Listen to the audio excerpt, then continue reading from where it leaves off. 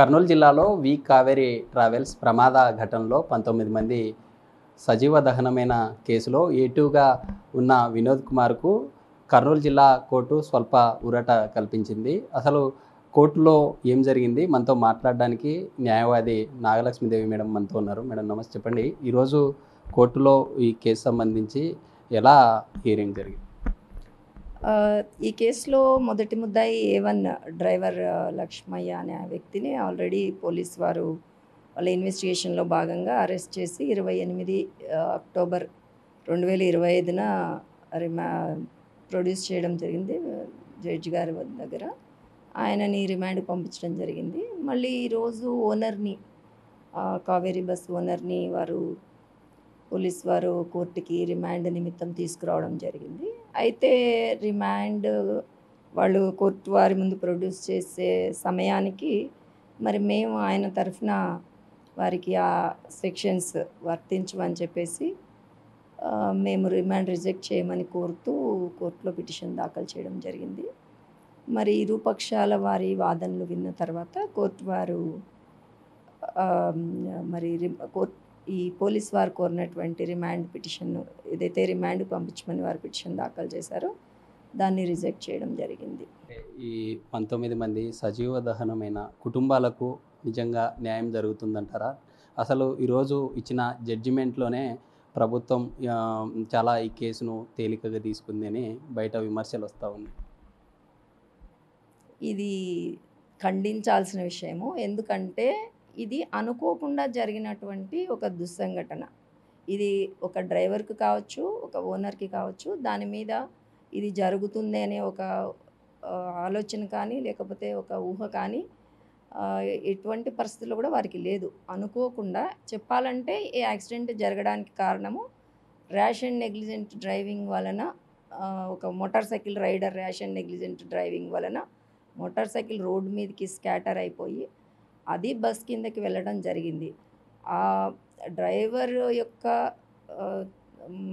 అతన్ని విచారిస్తే అతను చెప్పే సైడు మనం విన్నది ఏంటంటే అతను దిగే వరకు కూడా కింద స్పార్క్స్ ఉన్నాయన్నది అతనికి తెలియదు.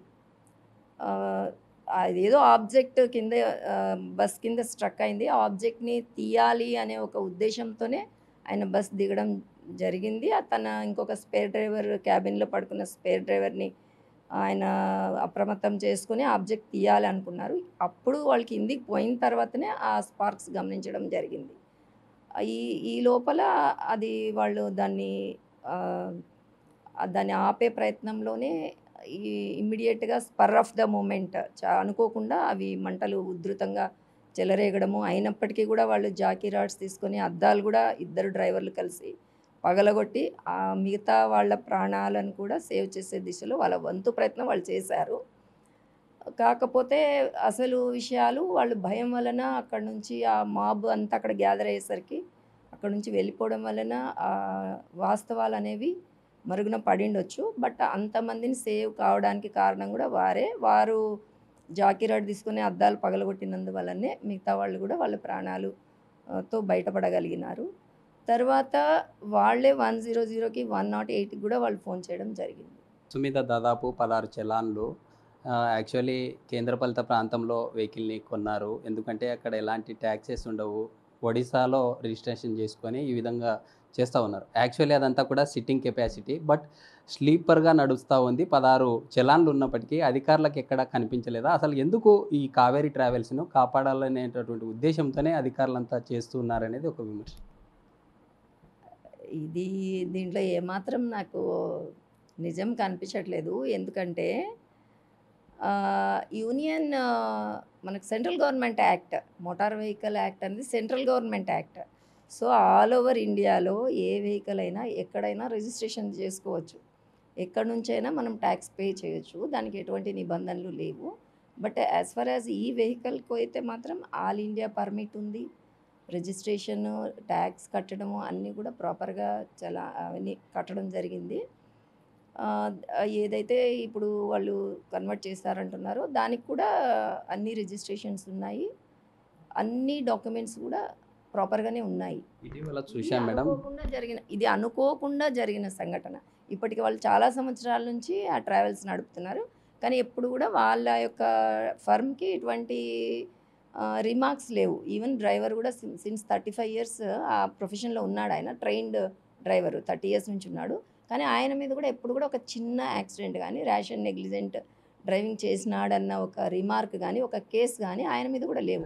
కర్నూలు జిల్లాలో సంచలనంగా మారిన ఏదైతే వి కావేరి ట్రావెల్స్ సజీవ దహనమైనటువంటి ఘటనలో డ్రైవ్ చేస్తున్నటువంటి అతను ఇప్పటికే రిమాండ్లో ఉన్నారు. ఏటివ్గా ఉన్నటువంటి వినోద్ కుమార్ను ఈరోజు కోర్టు సంచలన తీర్పు ప్రకటించింది. అందులో ఉండే కోర్టు సంబంధిత రిమాండ్కు తరలించే ముందే తమ సంబంధిత లాయరు కోర్టు సంబంధిత జడ్జికు పిటిషన్ వేయడంతో తమకు బెయిల్ మంజూరు చేశారంటూ కూడా తెలుపుతున్నటువంటి పరిస్థితి. ఇప్పుడు రాజుతో బిగ్ టీవీ శ్రీరామ్, కర్నూలు.